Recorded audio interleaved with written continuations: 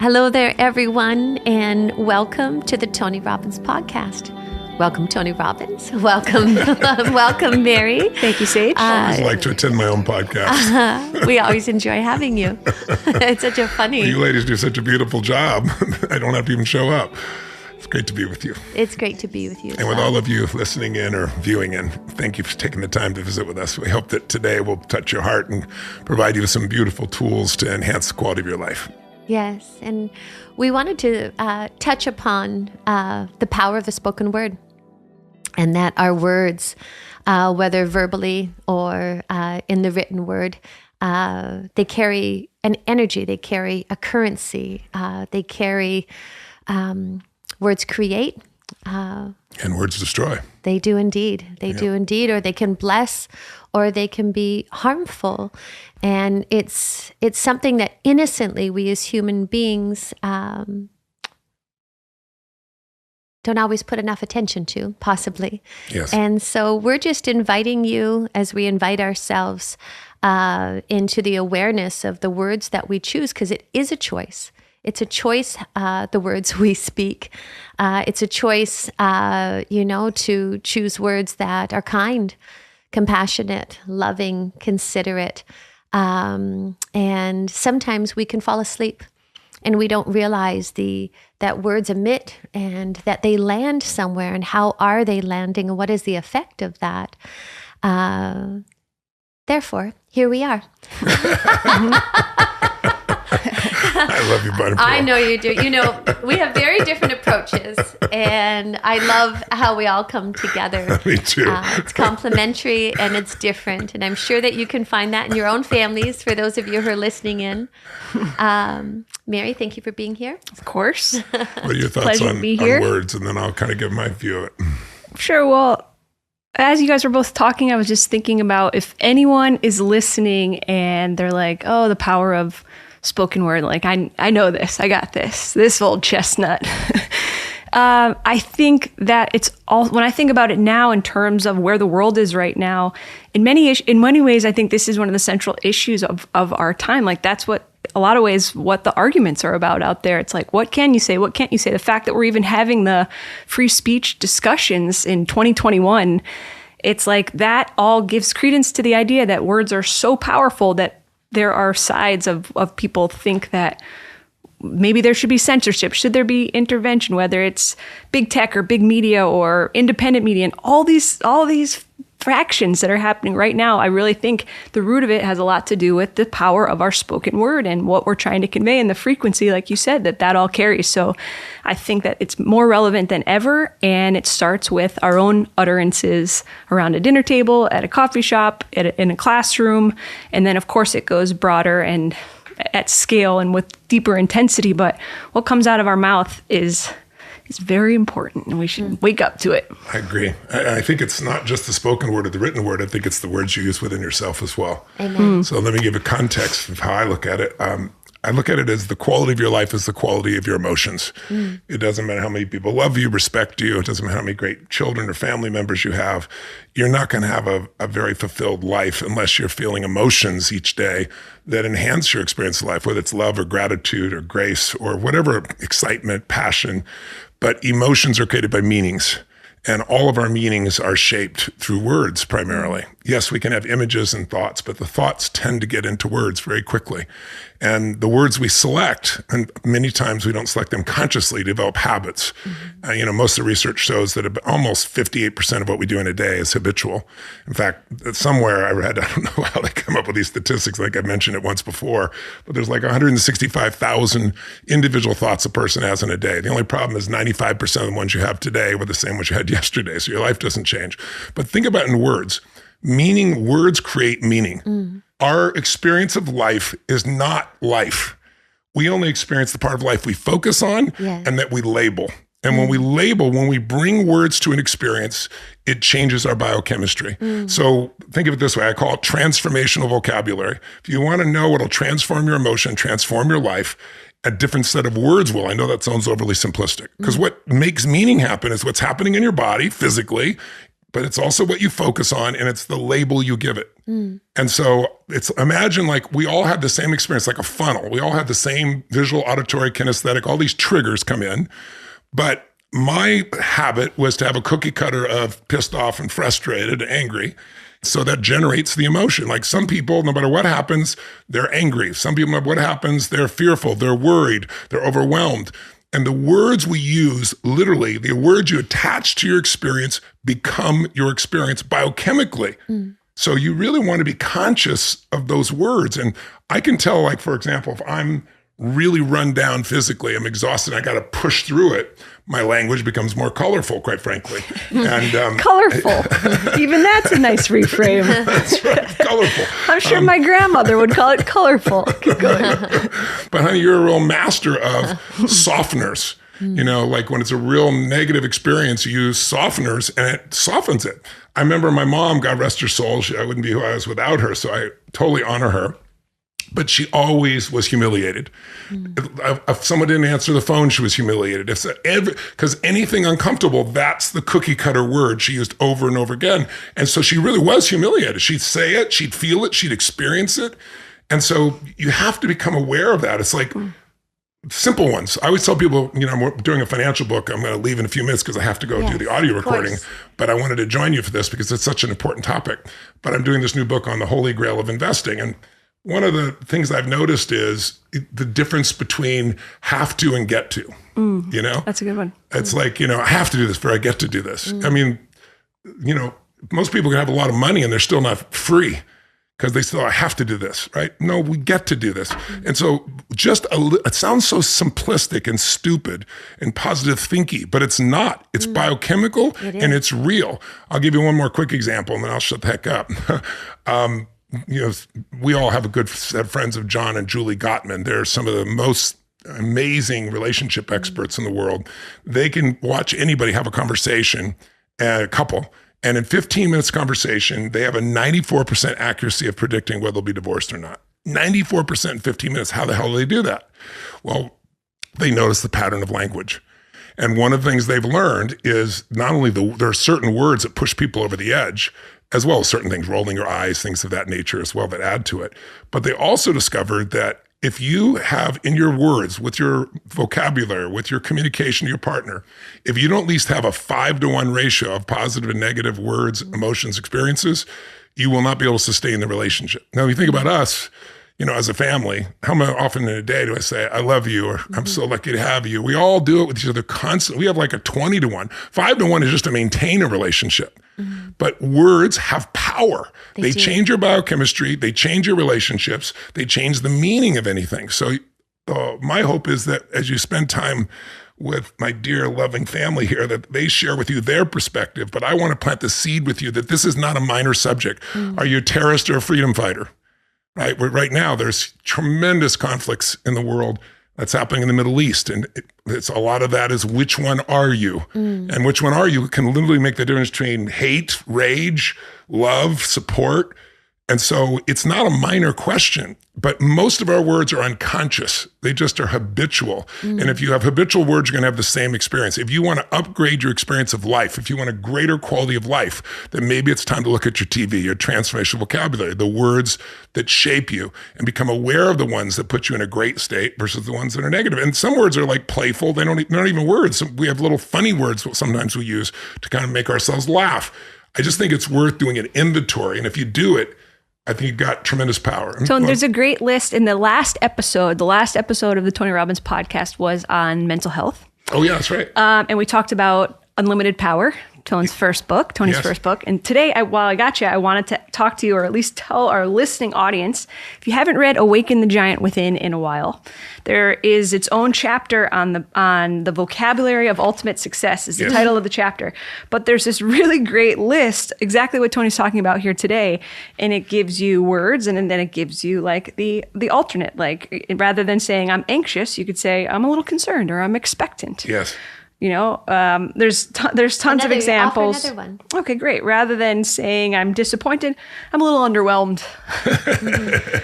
You know, or instead I'm overwhelmed, I'm in demand. Curious. Right. So there's a huge list, and even like you said, Tone, I think there's an exercise in here where you're saying we go to those same words all the time. And if you don't know what they are, but your family or your friends could tell you, you could ask them, like, sure. what do I say all the time? And you might not even know that's what you're saying all the time. Yes.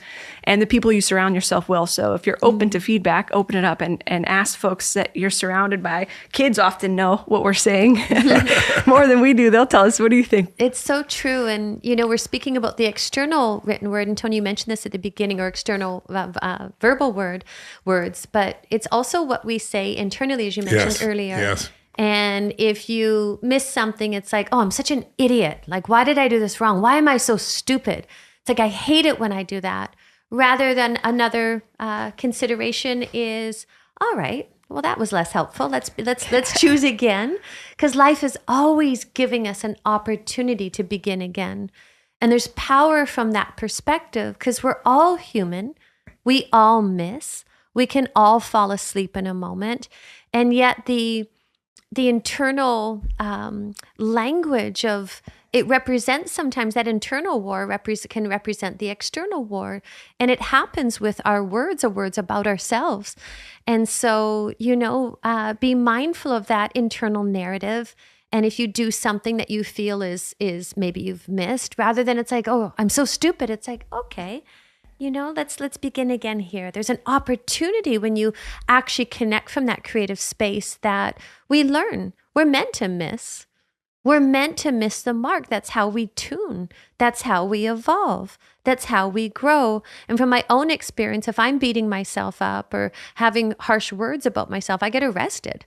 I get stuck in a state because mind is believing those thoughts and we're attaching to that identity for ourselves. And so, having our daughter and watching love live through her, watching love flow through as our nature animating her, I recognize that one of the greatest, most powerful gifts I really believe that we can give ourselves, never mind our children, is the example. A lot of people speak about self-love.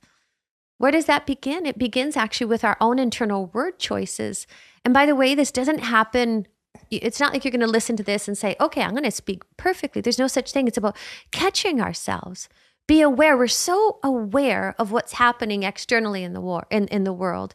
It's my experience as we start to become aware, what am I even believing, or what are the words or the thoughts that are coming through that I'm actually believing in this moment? That's such a powerful perspective, because we can change that. We can't always change the external, but as we change the internal, those narratives that we have about ourselves, when we feel more at ease or supporting ourselves. I know this sounds so simplistic, but therefore we affect the external because there's more to offer. I watch the innocence of watching our daughter. She's 2.5 now. And, you watch the innocence of no stories, no overlays to an experience. It's just the experience. When I just walked into the kitchen when you were in there with our daughter just a little while ago, I said, hey, what are you up to? And she said, I'm enjoying some blueberries. And that I have to, as soon as she said it, I'm like, she got that from you. You, that's part of your self-talk, but you do our self-talk sometimes bleeds out into the ethers. Yes. And you use that word enjoying. And I was so delighted to hear this little 2.5-year-old go, I'm just enjoying some blueberries. And in that moment, I was so grateful to you that you use the words that you do, and that's what our child will absorb. And that's often what happens. And it's time maybe you take a look at what you've absorbed and where you'd want to go now. Yes. Your vocabulary, your consistent vocabulary is producing your consistent emotions. And your emotions are creating the quality of your life or lack thereof. Yes. And it's when you beat yourself up, which I used to do a lot of myself, when you're beating yourself up, as you beat yourself up more and more and more, there's a point in which you can't beat yourself up anymore. You can't handle it. And so then people externalize it. And they often externalize it by being irritated by something outside themselves. And they usually pick somebody that's safe to do that with, i.e. somebody who they actually love and is loved by, which you see people sometimes say things to their love of their life or their partner that they wouldn't say to a stranger. And it's just because they think unconsciously it's safe, but it's not safe for your partner. It's not safe for you because those things stack. That's why the Gottman thing is so important. And I think starting with your own internal world. It's like there's two worlds you got to master. There's the internal world and the external world. You can master the external world all you want, but if you don't master the internal world, you're going to have a terrible life. It wouldn't matter how much success or business or economics or whatever else the heck it is that you do. But, you think about it. Think of words as the original thoughts and that thoughts create. That's really what we're talking about. In the Bible, in the beginning of the Bible, in Genesis, it says, in the beginning was the Word, and the Word was God. There was nothing but darkness, and God said, let there be light, and there was light. Those are metaphors for what God has given us, I believe, what our creator, whatever your idea of our creator is, has given us the ability to create our life, and we create it with words. Your relationship is the culmination of the volume and the words that you use. If the words you're using over and over in your relationship are not supportive, not inspiring, not loving, not passionate, not caring, not compassionate, we can predict what your relationship's going to be like. Any relationship is the sum total of the communication that's happened. So you got to think of communication. It isn't just words, obviously, because your nonverbals, you're rolling your eyes or your true smile or whatever you're expressing is a huge part of communication. It's bigger than words. But the words are the origin of the organization of your thoughts, which then produce the emotions, which out of emotion comes your actions. Your actions change if you're pissed off than if you're feeling, curious. Or if you're feeling delighted, or if you're feeling, excited about something. And so I think of taking an inventory of the consistent words you use, the emotional words you use, not every word. And this isn't like, Saturday Night Live, Stuart Smalley, if you're old enough to remember that, going to the mirror and going, I'm good enough, I'm strong enough, and by golly, people really like me. But there is power in incantations. I transformed my life through incantations. When I was a kid and there was nowhere to go and I was on my own and my mom kicked my dad out and then she chased me out as well. And I'm walking through the streets in the rain trying to figure out what to do. The gift in my life is I had read some books. And I remember, again, I recommended this before. The first book I really read was The Magic of Believing by Claude M. Bristol. And he kept talking about programming your mind with words or incantations. And incantations are not affirmations. You can affirm things, I'm happy, I'm happy, I'm happy, I'm happy, and your brain goes, BS, you're not happy. But if you speak something with total congruency, consistency, intensity, you model what you're speaking. And we are creators. We forget we're creators. Most of us think we're the manager of our circumstances, but we are the creators of our lives. But if we're unconscious, then we will just be managed by the environment. It's like a spell over and over again. It's a form of hypnosis, but you can hypnotize yourself into your better self, or you can hypnotize yourself into your lower or weaker self. We all have weaknesses and strengths. The question is who's in charge? And incantations to me are still invaluable. So incantations, and another example of where words have such power is oftentimes just in a different context. And while I have you both, I didn't tell you guys I was going to do this, but vows. And I wonder, well, there's a lot of emphasis placed on, for example, wedding vows. You guys have been married over 20 years. Do you recall your vows? Is there things that come up to the surface in your marriage at this point in your life that you're like, this is what we got into this for? Well, what's the secret? Well, I think the problem with a vow is if you speak it once, it's a promise. But I think a vow has to be reaffirmed on a regular basis. And we've done that for 24 years now at this stage, which has been the most magnificent gift of my life, honey. Thank you, Tony. And it evolves. Yeah, without a doubt. It evolves. Like if I think of, maybe 26, 27 when I got married. I don't recall, but I was a baby. And what a vow meant to me then and what it means to me today, it's different. And I look at it as ever evolving, really. If I think of, answering that question from the perspective of where I am here today and what love means to me, it's more about I vow to claim responsibility for my experience of life. I vow to accept. I vow to allow. I vow to embrace all the parts of you and all the parts of anybody I love for that matter. Because I feel like that can be such a disconnect. We have these strange expectations of our beloveds, of our partners, of our parents, of our children. And yet we so innocently are doing the same thing, maybe in a different form, but what we want the other to do. So I really believe that the vows are really more of a way of life. They're a practice. I see you guys use that now, and just, I mean, in just in your kitchen conversation. But I wonder, it's very trendy now for people to write their own vows at their wedding. I'm wondering if you guys have any recollection. I'm actually asking because I've never seen your. Do you remember? Forever, no matter when people do their vows for a wedding, very often they're trying to make it sound so beautiful and everything else for the setting and so forth. But some of the simplest vows, I vow to love you no matter what happens to the end of this earth and beyond. Those things in your soul are the ones that really matter, as opposed to what sounded beautiful at the time. We had Hafiz was part of ours. Yes. We had so it was a beautiful experience. So yes, remember them, but on a day-to-day basis, it comes down to what's most important. I think the way to bring vows into it is, I think there's ceremonial vows, and then there's a core one. Right. It's like life's purpose. People write life purpose statements, and they're like 4 paragraphs, and it looks beautiful, and they put it on their wall and never read it again, right? It's better to have something that's at your core, that's so simple that it shows up in real life in a pragmatic, practical way, as opposed to this beautiful thing that you never read again. And I think, so I don't think people should change their vows and weddings. I think it's a beautiful tradition, and I love ours as well. But I think it's more important is how are you going to be? My vows are to be loving, to be passionate, to be curious, to be there for you through thick and thin. Like, what are the ways you're going to be? Right. You know, that matters to me more, and that's something you can measure on a daily basis, as opposed to something that sounds beautiful. So both have their place. Goes hand in hand. I think it's Emerson that said, "What you do speaks so loudly, I can't hear what you say." Exactly right. Yeah. What were you going to say? Well, I look at vows from the perspective of more of a way to live and to be, as exactly what Tony said. And it's more internal of what I can affect. So I vow to forgive myself and others, you know.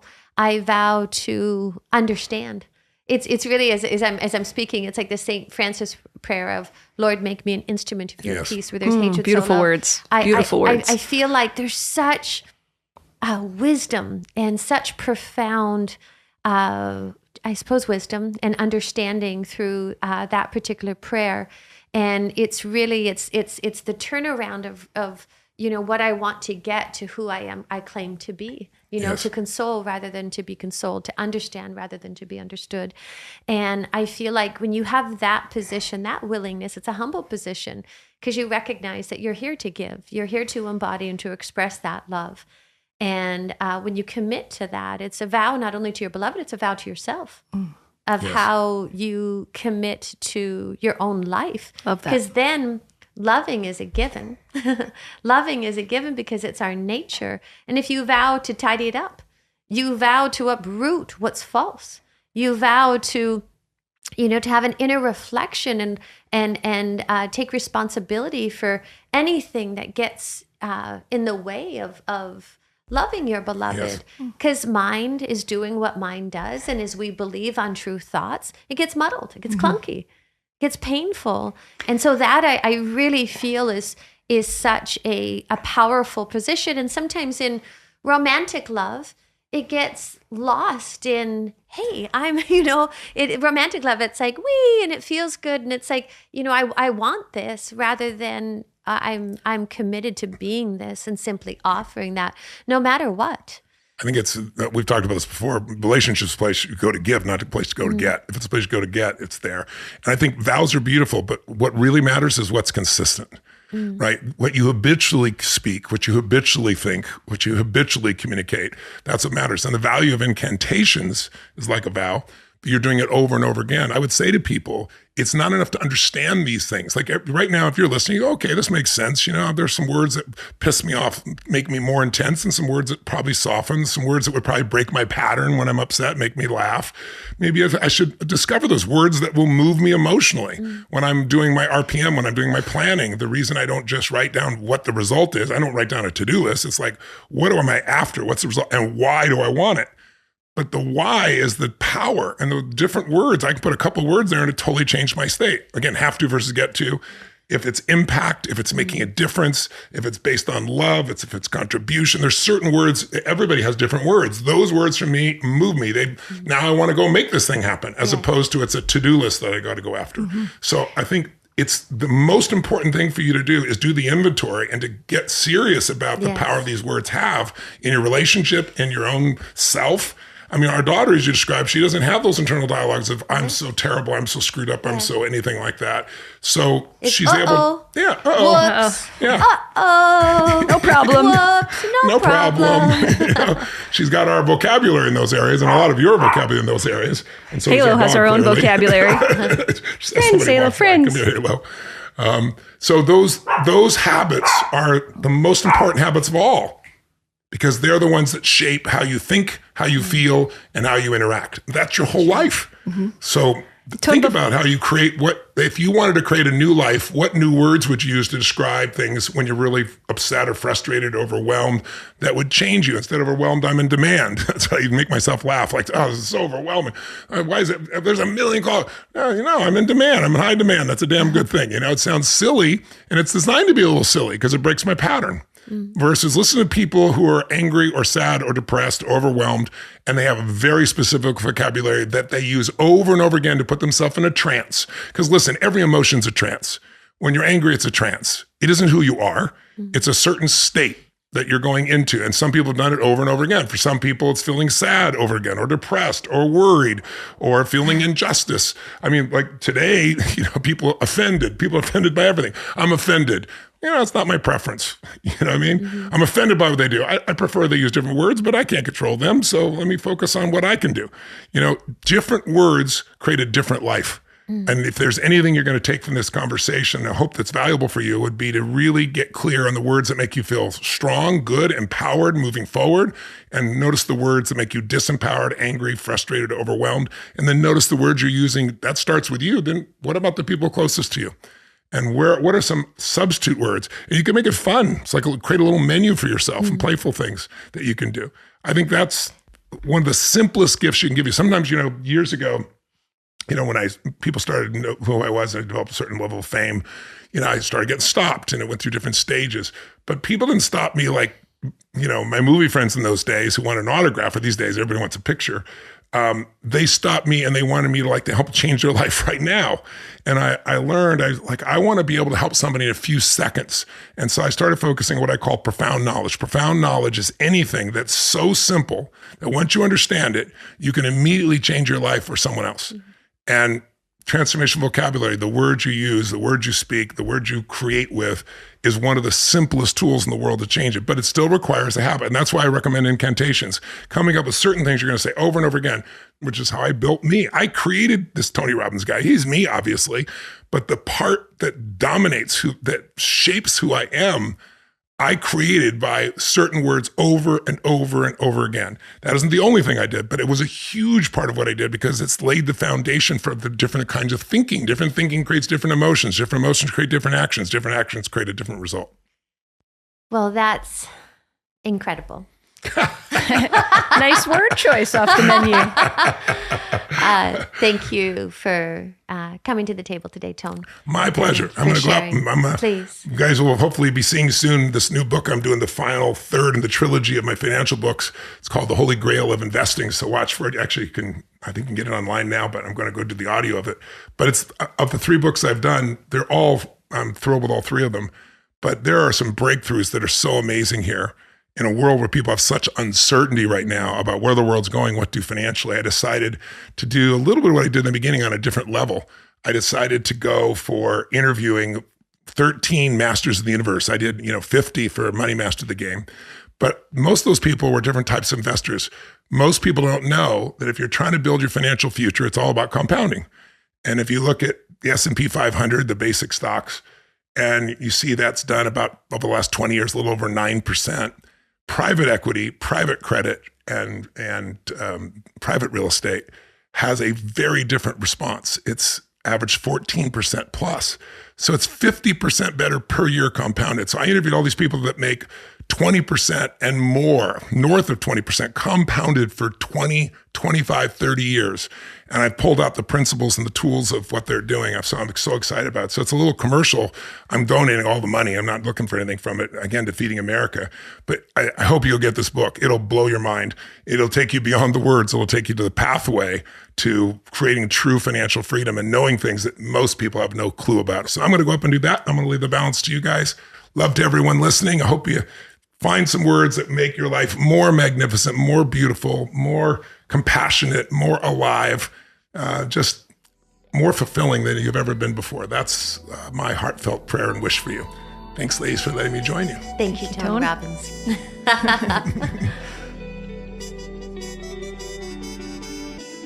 Alrighty. Hi, Sage Robbins. Hi, Mary. Nice to be back with you. Nice to be back. We're here on the B-side, so to speak, of the Power of the Spoken Word episode of the Tony Robbins podcast. And Tony had to run, but we've got a few more thoughts on this subject. You know, Sage, I'm excited to have this conversation with you, not for flattery, but people truly respond. I feel so lucky to witness the way folks respond to your ability to offer words of comfort, to offer words of healing.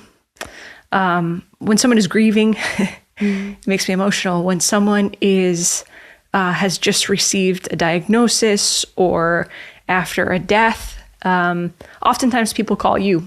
And you're able to be not just a shoulder for them. And I'm wondering if are you aware that that's something that is a real gift of yours? The language of love is an art, and it's an art that is at times, I can't say lost, but maybe there's less focus on it. And, you know, in a different day, say in the 50s, there was so much, by the way, that might not be historically correct whether it was the 50s, but that's where my mind took me. There was such a focus on etiquette, yes, or manners, politeness, and you know, that can be a part of it, but if it's paired with dogma, or if it's paired with right and wrong, and then you do it to be nice, and you know, it does feel nice, but it's beyond good and bad, or right versus wrong, or it's beyond civility or political correctness. It's really about love, and the language of love. It has a tonality to it. It has a sense to it. It's courteous. It's steeped in gratitude. You know what? As I'm speaking right now, I don't think I answered your question. You did, and you did right off the bat.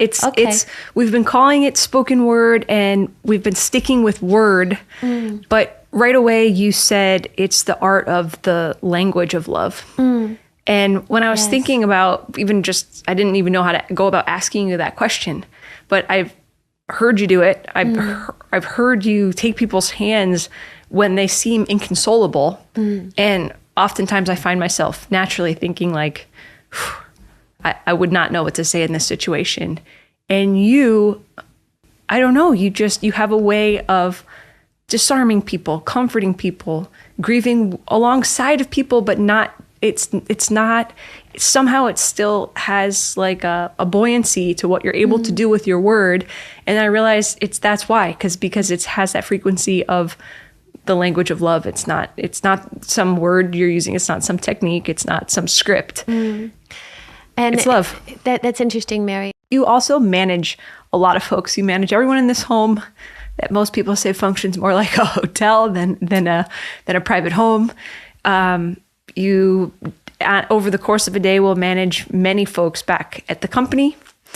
And you're really holding people accountable to their word.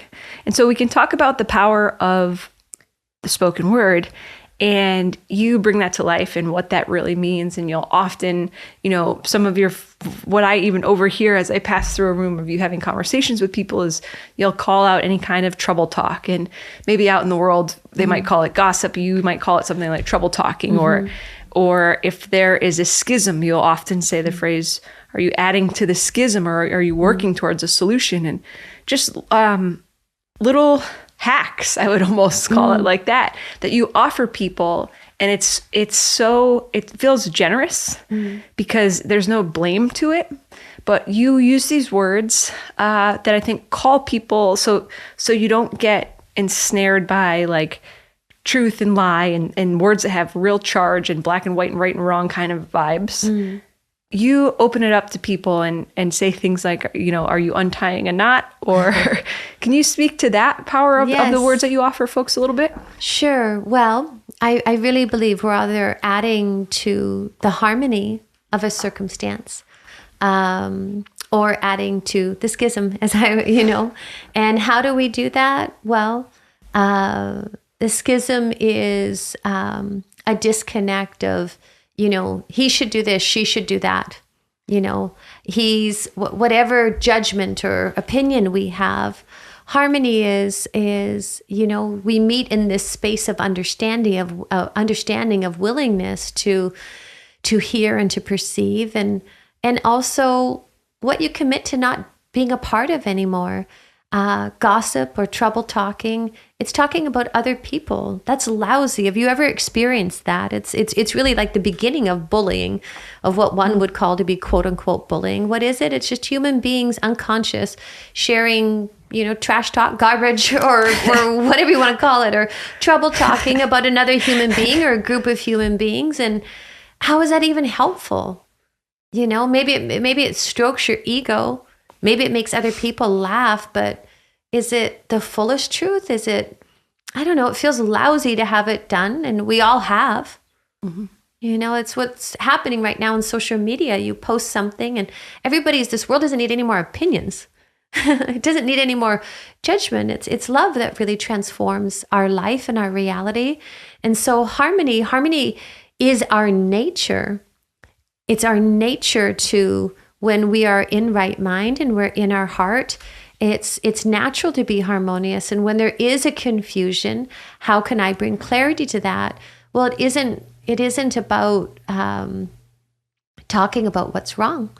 It's really just noticing. It's like, okay, I sent out an audio the other day to our team at the company, and the notion was, as a leader, and by the way, we are all leaders. This isn't a hierarchical leader, as to lead, to notice that it's like, hey, I can focus on the problem, or I can focus that this is an opportunity.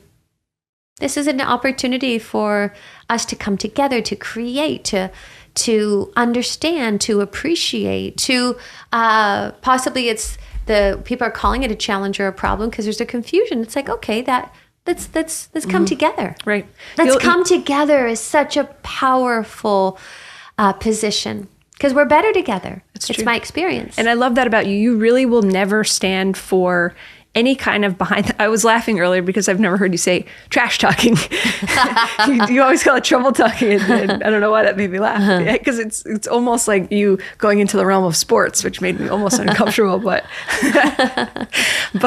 you really, this is not just you talking. This is who you are. Even if as a team we're, sitting in the workroom and having a cup of coffee and something comes up that someone on the team or something, you won't stand for it. And usually the first thing you'll say is like, bring them here. And did you ask them, or were you clear about your request? Mm-hmm. Or you'll look to bring that person in. There's no behind the back talking. There's no, gossip. There's none of that. And I just think that I've learned that from being around you, that the stories just stop. And it's like, okay, then that is what contributing to the schism looks like. Yes. And so unless you are going to try to harmonize and bring that person close and work out whatever caused the disturbance in the first place, it's not helpful. Any other way you do it is not going to be a balm, as you would call it. Sorry, Mary. No, go ahead. No, please. This reminds me of before I came to work with you folks. Previously, I spent time in journalism, and there's a term in journalism which is used, in all over in pop culture now too. It's just are we on the record? Is this on the record? Mm-hmm. Which, like, if you're sitting down with a journalist and you have a story, sometimes you might want to share something off the record, which kind of means like, if I share this, it's in a vacuum and it doesn't go anywhere. And my time as a journalist I was aware of that, and I realized like that really does happen. Like if you watch TV shows or something and people are speaking on the record or off the record, that really is how things can work. But for me personally, one little reminder I have is like your life is on the record. Our whole lives are on the record. So if you're going to talk in one room when someone's not there and then say something else in the room where they are, like I got to believe that's recorded somewhere. And I don't want to do that. And you have really, I don't know, you've brought that to me, and you've put that in ways that I'm like, yeah, like you can't do that. We can't do that. Well, that's a beautiful notion, on the record, that life is on the record. And if you think about it, say if you're out with, people from work, and there's a new individual that's, possibly a part of your company, and they're speaking about how this person did this or said this. And it's just one more thing to consider. I love the notion of fullest truth, because it's a piece. If it's a fraction, it's this person's possibly experience, but is it their experience or is it their opinion of the individual? And I feel like that gets lost. And so, thinking can be a lost art. Actually discerning for ourselves and reflecting. People, when we so innocently believe that the truth is coming externally, it's like somebody says something about somebody and that's their opinion, and that might be their experience in the moment, but it's like, what's more important? Your own experience of the individual. Don't miss that. We give our power away to others and believe their thoughts about places, people, religions, or groups of people. And it's like, have we actually even experienced it? It's secondhand information. We're disconnected from reality, and the reality is our own experience. And reflecting and tuning rather than presupposing that what an individual or what the news or what social media is saying about an individual or a group of people, that's on us. It's on us to connect, to tap into a deeper truth. And I feel like that is such a powerful perspective, because that connects us then. We've all been misjudged. If you're human, we've all judged and misjudged both of others. And have you ever had somebody that you thought that was, the most horrible human being, and then life offered a circumstance for you to experience them differently? I think that's love. To be given, choose again, another opportunity to... A fuller truth, to receive somebody, to experience them, for them to experience you. And in that exchange, that's just soul meeting soul, human meeting human. And sometimes as we point the finger outward, or we jump too quickly to a conclusion, rather than having our own experience, our own tuning in, our own thinking and reflection, not judging, but pondering, I feel like that's a position where it includes, where we look to notice and appreciate rather than demonize. And sometimes the words that folks use when they're telling this juicy story can be very seductive. And even if we don't come into a conversation believing any of that about, say, the person that's being talked about, it's like, someone can get going and it's like this little carrot dangling, like, this is pretty juicy. This is just coming to me right now. I watched one time, we were at a party at your family's house in Canada, a lot of people over. And I watched someone, your dad, I often talk about your dad. He's a strong, silent type, man of few words. And someone approached your dad and had this, I didn't even know who they were talking about, right? But I watched the energy. You could just watch from afar and see the body language and the energy of this person going to your dad and just unloading on your dad, like, about someone else. And your dad was just like, is that right? And he said, is that right about and so sometimes for me, when someone's really giving it to me, I have a hard time, even if I don't agree or if I disagree with what they're saying, sometimes I'm like, well, what am I supposed to say? Clearly this person really believes it. And I chuckled and I really learned from your dad. And there's not a day goes by where I don't think of that moment. I've never told you this, but your dad just going, is that right? What does it look like to not give something any energy? What does it look like to not feed into a story, buy into a story, throw a log on the fire? It was just like, Is that right? I was like, this is classic dad. Just like, that's how you just kind of let it roll off your back. Doesn't give any, okay, that you've done your job for that person. You've been an ear, but you're not adding to the schism. You're not adding more knots.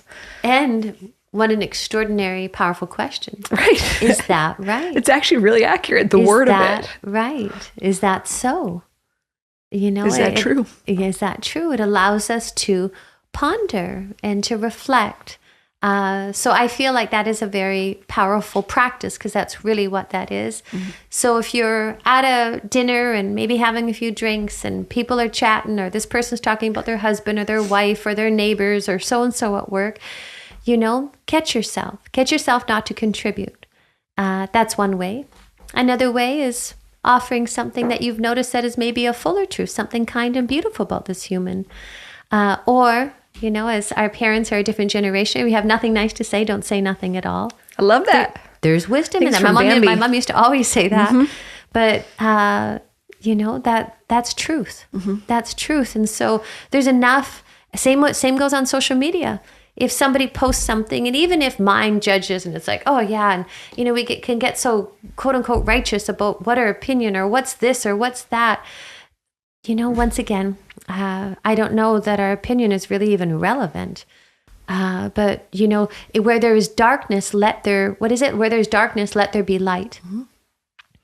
When you're wondering what we can do in the world where there are many wars happening, where there are people in such turmoil or are terrified, let there be light through our words.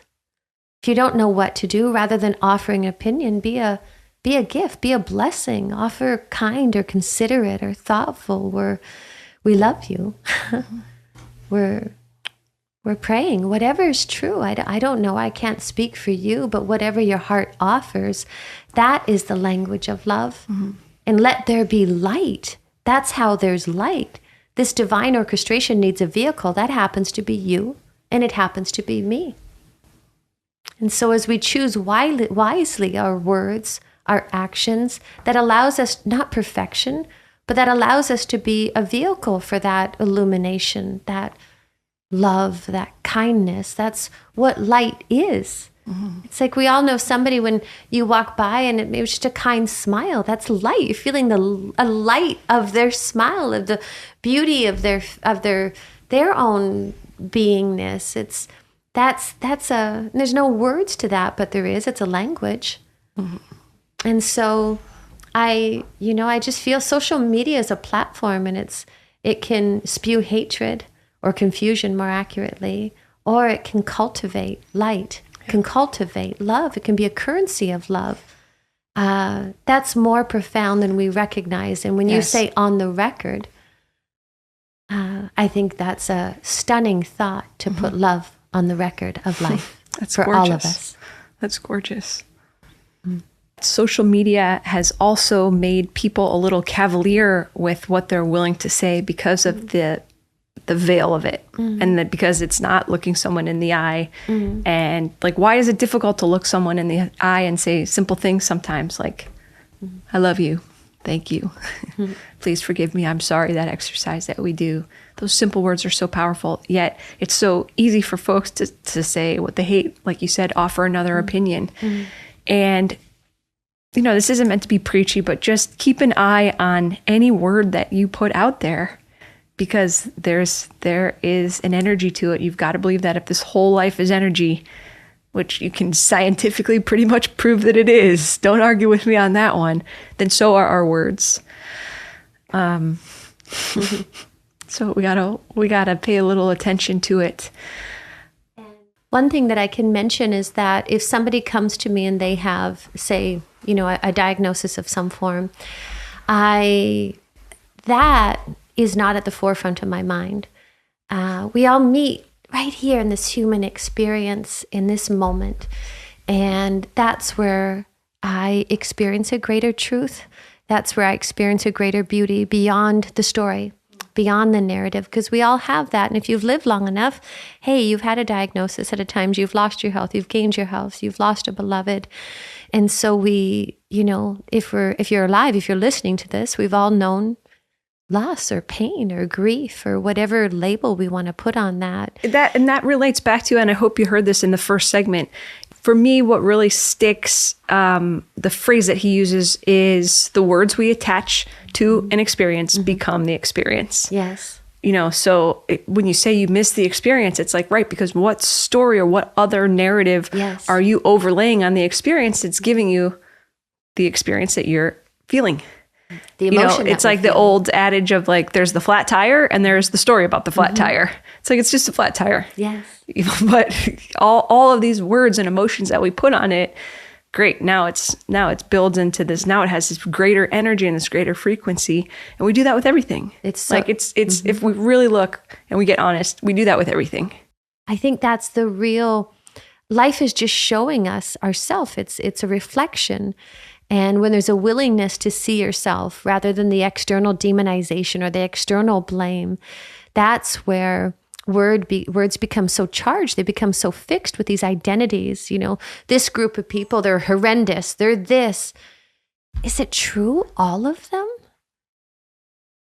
Cannot all of us, every single religion, race, culture, whatever, haven't we all done horrendous things at times? So is it human? I heard the other day, it was like, they hate in America, they hate in this country, they hate in in this country.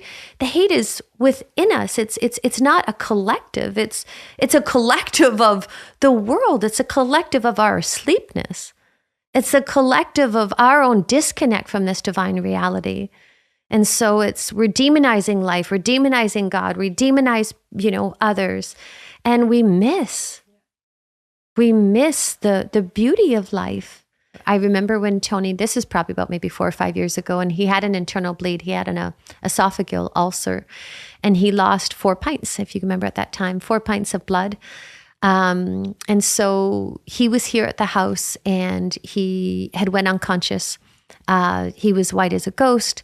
And this one particular doctor, I explained what happened. He was on the phone and he said, Tony needs to get to the hospital immediately. It's dangerous. And I said, what do you mean it's dangerous? If he doesn't go there, he could die.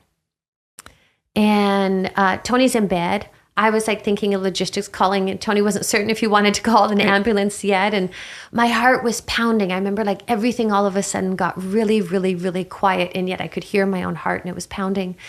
And I was feeling so terrified. And I came in this room here and I said a prayer. And the thought came, because a lot of times, we say a prayer and we don't realize that we co-create.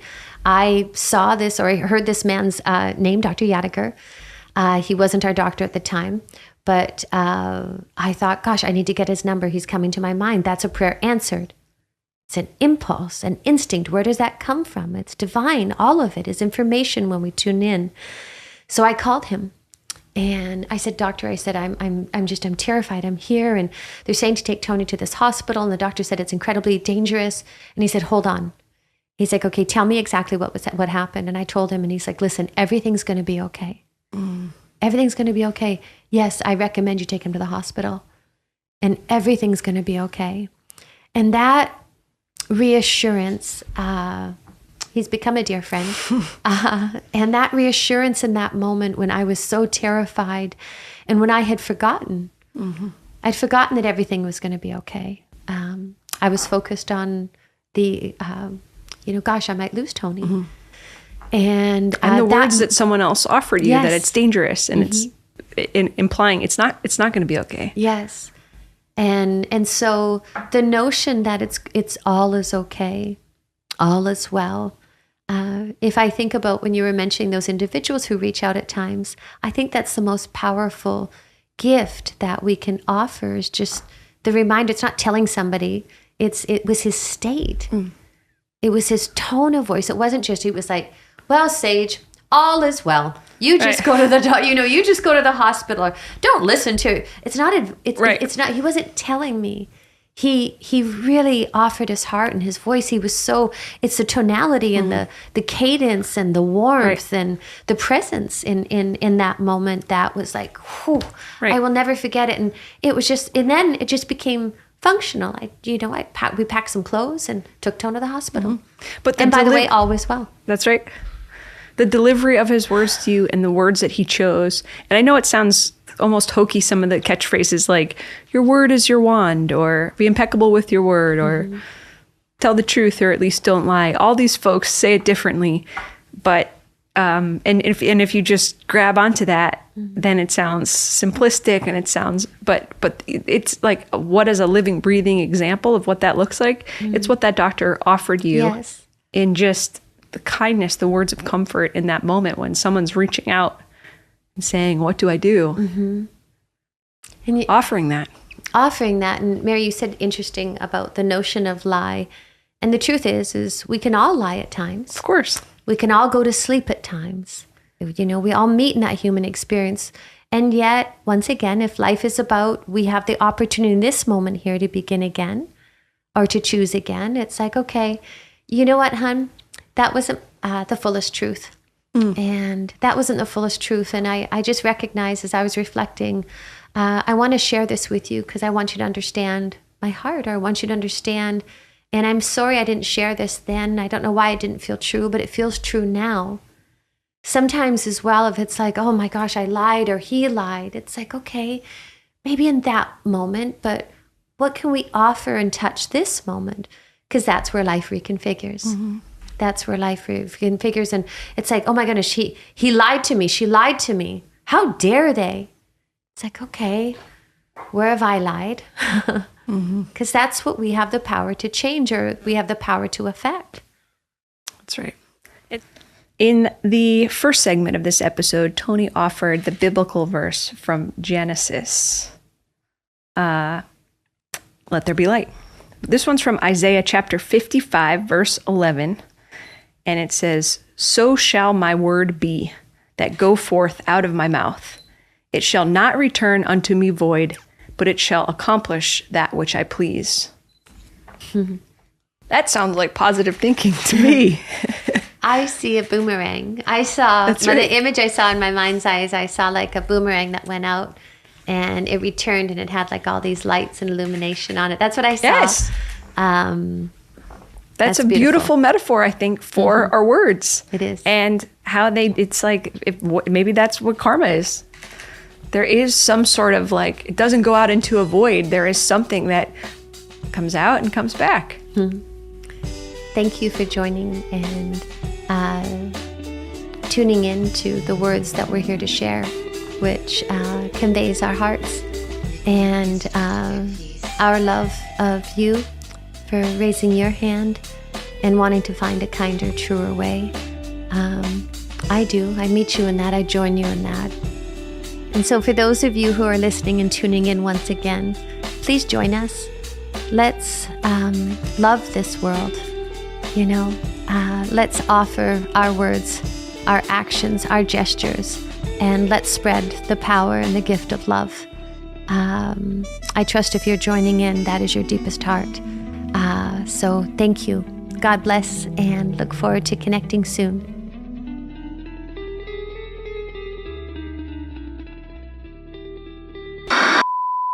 I know I'm just hesitant to even talk about it because I know for some people it might sound airy-fairy, but Dr. Emoto's work. Yes, of course. Where he exposed, I don't know how you'd say it, exposed water structures and then looked under a microscope at the crystalline structure of water that after exposing them to words, like the difference between I love you and I hate you to water. And then how that changed the structure of that, you know, and you could argue with that and say it didn't have the scientific rigor of that studies are supposed to have, and that's just hokey pokey. But our friend Billy, our Tony's trainer, and our best friend here, our godfather of our child. Billy is like maniacal about conducting experiments of like with the control group and in a dark room and like double blind and repeating them. And I think he's done this more than like 70 times. He's done it with rice, eggs, lavender, sprouts. Like he loves this. It'll come in every time he's in the middle of one of these experiments. And he'll have, and everything will all be sealed off, and he'll have one just to get, in case you've never heard of this. So say everything else is equal. Say he has these 3 pallets of sprouts, seeded sprouts. And to one sprout, he'll go in the room. They're all in the same room. There's nothing else in the building. The same lights come on every day at certain timing. And I'll say, I hate you. I hate you, sprouts. I hate you, sprouts. And then in the next sprouts, he'll say, hey, Halo. Shush, Halo. In the next one, he'll look at the next pallet of sprouts and go, I love you, sprouts. I love you so much. I love you. And then the third one, he just ignores. And it's just neglected, basically. You repeat it, the same number of and you watch these sprouts or rice or whatever you have grow. And inevitably, every time he's done it more than 70 times, and the sprouts like wilt that have been said, I hate you, sprouts. And the ones that he's told, I love you, are like, he uses the word, I'm like, well, what are they like? He's like, they're robust. You wouldn't believe it. Beaming. They're beaming. And then ironically, the worst off ones are the ones that are utterly neglected. It kind of explains why people might stay in a negative relationship, let's say, rather than just get out altogether, because there's still some connection you're getting, even if it's negative. Point being, long story short, words, the power of words, you're changing like molecular structure. It's an energy. You're impacting a sprout or a grain of rice or a human being or whatever that is that you are offering those words to, implicitly, explicitly, or beyond. What do you think of all that? You buying it? Well, I think it's beautiful. I think it's beautiful that what I appreciate about Billy is that, once again, he's curious enough to have the experience and experience the reality himself, and to show the power of love beyond the power of spoken word. And I think that's super cool. And we love you, Billy. We love you, Billy. You are super cool, you weirdo. Maybe you're going to read something. I couldn't find it. Oh, okay. Good for you. It's not meant to be. Sorry, Isaiah. There it is. Okay, last one. Okay. Tony. So I'll tell you a 2-second story that might create a context for you. I remember decades ago, I had 2 partners in business. I think I was about 31, 32 years old at the time. And both of my partners were older than I was. Both were much more accomplished than I had been at that stage. And we had an experience together as partners where we're negotiating a deal.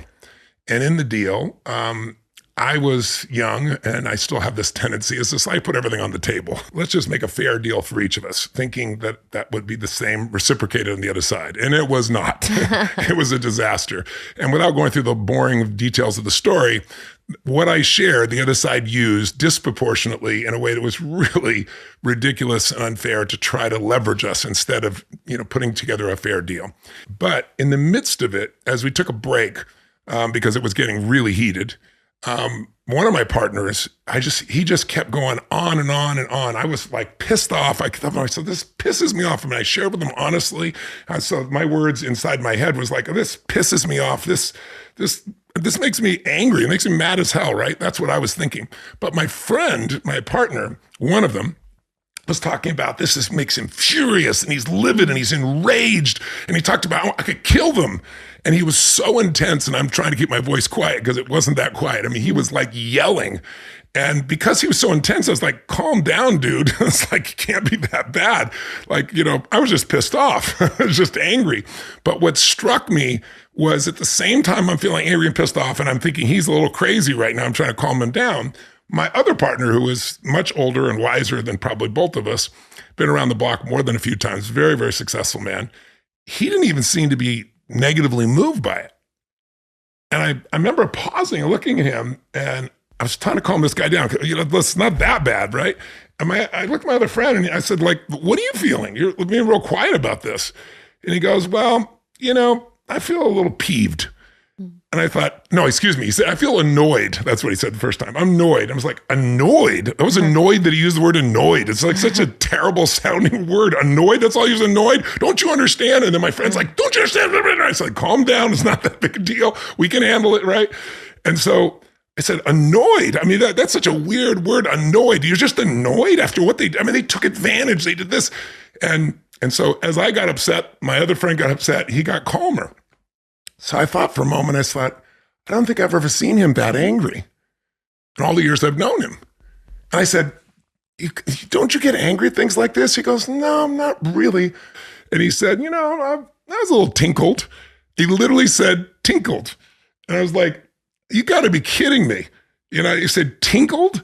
He goes, yeah, it's tinkle. And I was like, I don't understand. He goes, well, what's the worst you've ever felt? He goes, I don't know, tinkled, peeved, annoyed. But I couldn't help but in the middle of the experience to notice that one friend is just out of control. I'm feeling really angry and he's feeling annoyed, peeved, and tinkled. And I said, well, what's your belief about getting angry? And he goes, well, if you get angry, the other guy wins. And I thought, interesting. So the reason I tell you the story is we all had the same event, but we didn't have the same experience. His is furious and rage, kill somebody, and his is annoyed, tinkled, and peeved. And once I saw this, I saw it everywhere. I couldn't help but notice. It's like, I noticed how people use certain words over and over again. But my wife Sage here, my pearl, she uses words like sugar and shoot. And what's some other ones, Mary? Miffed. Or flip. Oh, flip, this is bad. Or, oh, that didn't work. Isn't it beautiful? Yeah, that's her favorite phrase. But isn't it? No matter what's going on. I remember I was so depressed and I was so frustrated. I was so overwhelmed. I didn't know what to do with my life. I didn't know how I was going to make it happen. And I always grew up poor too. I had no economics, trying to figure out how to get money for my next meal. And then eventually, I got a car and I'm sleeping in my car, this Volkswagen. And I started doing these incantations. And I still do one right before I go on stage. Every single time. I've done it for 46 years. That's how long I've been doing this. And so I now command my subconscious mind to direct me in helping as many people as possible today by giving me the strength, the emotion, the persuasion, the humor, the brevity, whatever it takes to show these people and get these people to change their life now. And I would do that hundreds and hundreds of times, and I'd say it in different tones. Right now, I'd emphasize a different word. And I was transformed by that. It awakened a part of myself, an unstoppable part of myself that I still use to this day. Love joins. Love connects. A lot of times we so focus on possibly what to say or what to do. And it's my experience that being with somebody. That's right. I had a family member call today and she was really, there was, a confusion or an argument, if you want to call it, in their relationship. And I looked to just join her. I've been where she's been. She was so distraught. And we've all been in a state of confusion and said words that possibly were harmful or hurtful or experienced it on the other side. And once again, it's so easy to look at what another said or, he was so mean, she was so mean to me or whatever that looks like. But truth be told, if we're blind, we can all, it's less kind. And so I just joined her. I listened. I was with her. And reflected that love. And that is powerful. A lot of times we as human beings, and I can only say this because I can go blind in this, we get so focused on the doing. We want to fix something. We want to help something. And, there's nothing more profound than to join someone That's where it. they are. It's true. You join with your words, with your spirit, with your beingness, paired with words. And you don't, the other thing that as I'm like picturing you doing this is you don't you join, but it's different than getting into the trenches of the muck of whatever's going on in someone's life, whether they just found out their partner's cheating on them or their child has cancer or they have, you don't assume a superior position. Even if someone's coming to you and asking you, even if they use the words, I need your advice. You join and never, it doesn't feel like, an advice columnist, wagging a finger, I think about when Beck, our friends, we've talked about Beck and Siri on this podcast before, and Beck gave us a phone call one Thanksgiving and, Siri was going in to just have a routine hip surgery. And that's when they did a blood test that found out that in fact she had cancer, she had leukemia. And I remember the phone call and the distress, of course, at the shock of something like that. And again, these are friends, dear friends of ours. I was speechless, dumbfounded more accurately, of even how to be there or what to say. And you did a few things. One thing, do you remember this? Like one thing, it was like, okay, we're not going to say we're not going to call this cancer. I do. I remember that moment. We were in Sun Valley, Idaho, and sitting on the side of the road in our truck, and Siri and Beck just called. And, as she was speaking, what I noticed is I remember hearing her say, and I went in, she went in to go get her hip done. She needed a hip replacement. And if it wasn't for the routine blood work that she had to have her hip replaced, she never would have found out she had leukemia. Right. And so the thought I had was, oh my gosh, what a miracle. Thank goodness she went in, and thank goodness her hip was bothering her, because if not, this could have been silent, and circumstances could have been much further along. So the miracle, the gift of her the hip pain in her hip was a catalyst to her going to get tested, and that was a catalyst to her, getting this. Because if you think of what is a diagnosis, it's information, and that information is saying, hello, pay attention to me. Help me, support me. And that's what she did. Right. But if you're listening to this and you hear this story and your first thought was not, oh, what a blessing, nor was it mine. And I'm saying like that is, I think that makes a difference. Mm-hmm.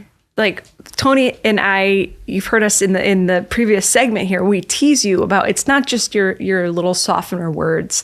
It is also your ability to say like, okay, like, rather than just believing there's good in anything, even if it's a cancer diagnosis. Mm-hmm.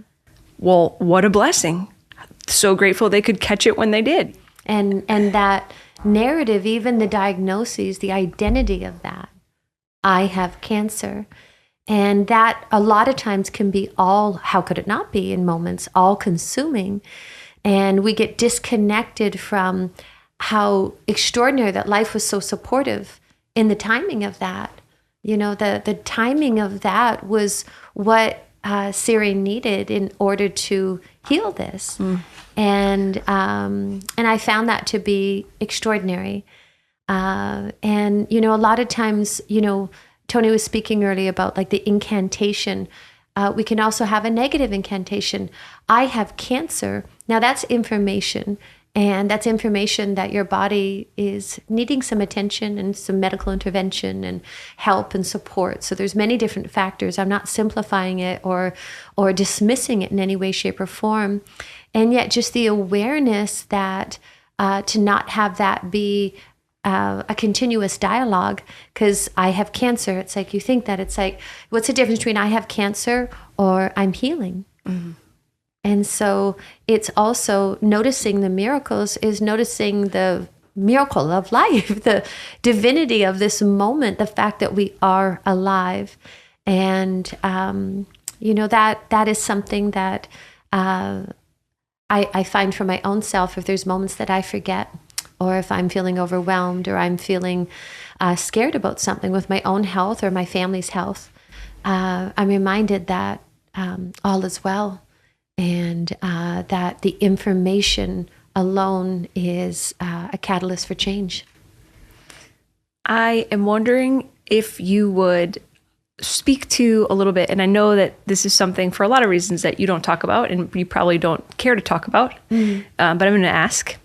Feel free to decline. Okay. When folks call you, if they have already received a diagnosis, mm-hmm.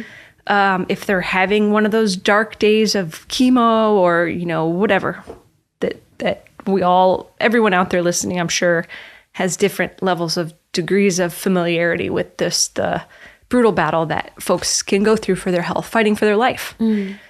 But I'm just wondering, like, when someone calls and asks for you to hold space for them, be with them, join them, offer them something when when times are dire, could you give us a sense of what do you say? Well, I believe we're all healers, and we all are born with the power of that gift. Tony spoke earlier about, the power of an incantation or the power of prayer. And once again, it's the spoken word. And there's an alignment with life, one of the gifts of I'm sorry, I'm pivoting here for a moment, but one of the gifts of a diagnosis is a lot of times it's a wake-up call. We can all get so conditioned in our life that we fall asleep. And then something like that, it's decimating. It can be rearranging, but in that disrupt is a better word. It causes us to reflect. And I find that is the power of awareness that life is a miracle, because all of a sudden death has come closer. And so people are they're not even willing, they're just noticing, wow, this reality, that intentionality of word. And I'll share from my own experience. I was, maybe 4 years ago, I was diagnosed with a pituitary tumor. That was a wake up for me. That was a wake up to say, gosh, my body was speaking to me and I was ignoring it. There was an opportunity to tune in, to bring greater harmony, to support myself. I had so much extension externally. This was a time of an inward flow, and it served me so massively. If I think of where my life was then 4 years ago to today, I'm so extraordinarily grateful for that wake-up call, because it felt like a smack. You wake-up call, that works. I think that's a clear metaphor for people. One word you didn't use just now, but you use all the time, and I love it, is, do you know what I'm going to say? No, not at all. You say it in the context of relationship. You say it in the context of if two people are having like a conflict in their relationship or in their family, or if they have had a health challenge, you'll say, this is reconfiguring life. Yes. Reconfiguring. Yes. And I've heard you say that word, and it took me a while for it to really soak in. And now I'm like, that's right. Like, no matter what you're going through, relationship, your health, whatever, there's a reconfiguring. Yes. And then the words you use to describe that reconfiguring. That disrupt is a gift that the uncertainty, even the pain of it's calling us. And what's that call? To bring our awareness, our attention to this moment or this circumstance. And that's the power of healing. One other thing, as you know, we mentioned about war and all the layers that it uncovers. I feel something else that's just so profoundly beautiful is there's a coming together of human beings as brothers and sisters, as beyond a religion. And I think it's really so profound that there's so many different faiths, so many different individuals, so many different groups that are just praying, not for this country, for that country, but for humanity, for this world, for life, for peace.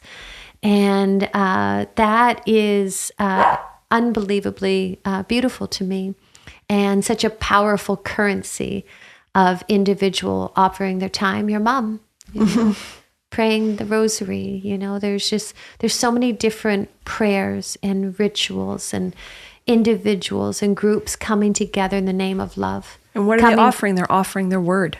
The word. Coming together in the name of peace. And if we do want world peace, that peace does begin with me. It begins with you. And that's how we change the world. We change our world, and we reflect that love from there. I am harmony. I am joy. What are the attributes, the virtues, and put words to that reality to co-create with this existence, because we're all weaving this web called our lives. And prayer and, as Tony said, incantations, decrees, affirmations, whatever's true for you. We all have different styles. We all find our way home. So there isn't one way that is the right way. Look to what's true for you.